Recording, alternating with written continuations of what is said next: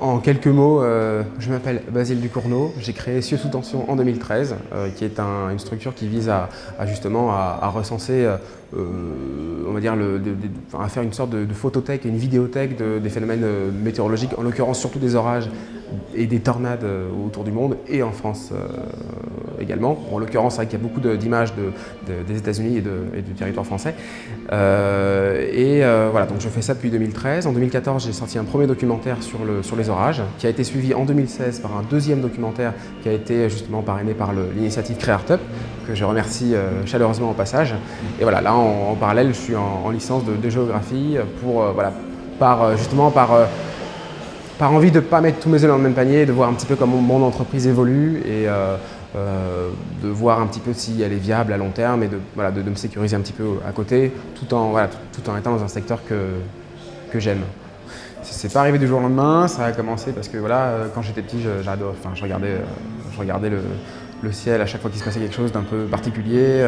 J'avais plus souvent les yeux par la fenêtre que sur le tableau en classe, quoi. Donc, ça a grandi progressivement et puis j'ai commencé à avoir accès à du matériel photo. Donc j'ai commencé à faire des photos, d'abord depuis chez moi, après je suis sorti dans la rue, après je suis allé dans le champ d'à côté, après j'ai repris mon vélo, après j'ai eu le permis, après j'ai pu me balader un peu à droite à gauche. Jusqu'en 2012 où là c'est la date du premier voyage aux États-Unis et où là je suis parti un mois chasser les tornades. Et là depuis ça fait 4 fois, c'est arrivé 4 fois. Je pense que c'est intéressant parce que c'est vrai que c'est des phénomènes qui peuvent être… évidemment, la circulation se fait de manière assez dynamique, la circulation de l'air, mais quand on le filme, c'est pas quelque chose qui est assez forcément flagrant et qui peut se voir en 10-15 secondes. Et c'est vrai qu'on est obligé parfois d'aller assez vite dans ce type de documentaire et de faire des séquences de quelques dizaines de secondes, ou voire quelques secondes. Et le timelapse, c'est simplement de manière à montrer le mouvement général, l'allure générale d'un nuage ou d'une structure nuageuse, que ce soit un orage multicellulaire, un orage supercellulaire, n'importe quel type d'orage a une circulation qui lui est propre et c'est vraiment intéressant de montrer ça, de réduire 1 heure de temps en 10 secondes pour montrer toutes les tonnes de choses qui peuvent se passer en un laps de temps donné. Oui, il y a souvent des choses qui reviennent, par exemple des gros orages multicellulaires, en général c'est des orages assez frontaux, linéaires, donc il y a souvent des belles structures d'Arcus à l'avant de ce type de système orageux-là. Les structures, souvent des espèces de grosses soucoupes qui tournent sur elles-mêmes, donc ça c'est pareil, c'est un phénomène qui est extrêmement esthétique et qui est beau à mettre en valeur. Et puis les coups de foudre en général sous les cellules d'été un peu éphémères sont souvent assez jolis parce que très ramifiés et assez grands, assez esthétiques. Pour la foudre plutôt de nuit, le jour c'est plus compliqué de faire des photos de foudre parce que les paramètres de lumière sont beaucoup plus délicats. Là il faudra investir dans une cellule de déclenchement. Je pense que c'est pas forcément nécessaire pour les gens qui voudraient découvrir la photo d'orage. Plutôt se concentrer au début vers les photos vers la rencontre de structures et des tests de photos de foudre de nuit et après voir si jamais ça se passe bien. La foudre reste un phénomène qui est très difficile à capter. Donc il y a plus souvent des déconvenus que de réussites. Comme un imbécile, on a le témoin sur l'appareil photo, du coup on peut voir les photos qui ont été faites, je fais des photos en permanence. Je fais des pauses longues la nuit, et à un moment j'ai voulu regarder, j'ai eu un petit coup de foudre qui était pas mal mais sans grand intérêt, mais je voulais voir un peu ce que ça donnait pour voir si ma mise au point était bonne, si ça rendait quelque chose avec les réglages donnés. Et au moment où j'ai regardé la photo, ça a duré 2-3 secondes, le temps de revue, il y a un énorme impact qui est tombé juste en face de moi, et là ça aurait été génial. Mais bon, du coup j'étais en train de regarder mon LCD comme un abruti. Donc bon. C'est vraiment la spécificité des grandes plaines américaines, c'est qu'on n'a pas du tout les mêmes phénomènes. Donc là-bas, c'est beaucoup plus culturel finalement de se lancer à la poursuite des nuages instables qu'en France.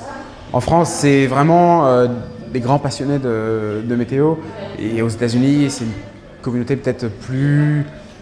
Voilà, il y a des grands spécialistes, il y a des scientifiques, beaucoup d'équipes scientifiques qui chassent la tornade et les orages violents aux États-Unis, mais il y a aussi pas mal de gens qui font un peu ça dans la saison, comme on pourrait pratiquer n'importe quelle activité, avec plus ou moins de connaissances. Mais je pense qu'en France, on est une communauté beaucoup moins importante, mais peut-être